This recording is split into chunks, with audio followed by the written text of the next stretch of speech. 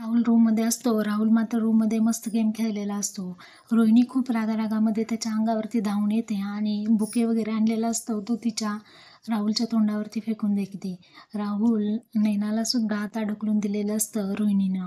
नैना जोरजोरात म्हणते की मॉम इन लॉ, परंतु रोहिणी राहुलच्या गालबोचच्या धरते आणि त्याला थोडीशी अक्कल नाही आहे असं ओरडत असते.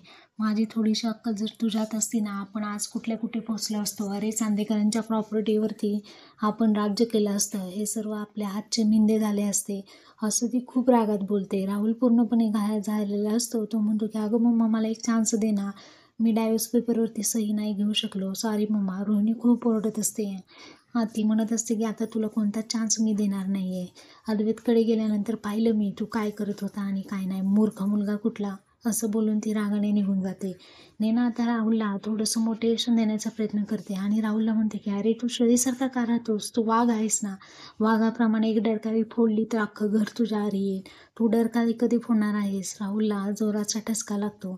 नैना म्हणते की अरे राहुल, तुझ्या एका डरकाळीने चांदेकर नावाचं जे काही जंगल आहे ना ते घाबरून जाईल. आणि राहुल खूप घाबरतो. नैना म्हणते की कम ऑन राहुल,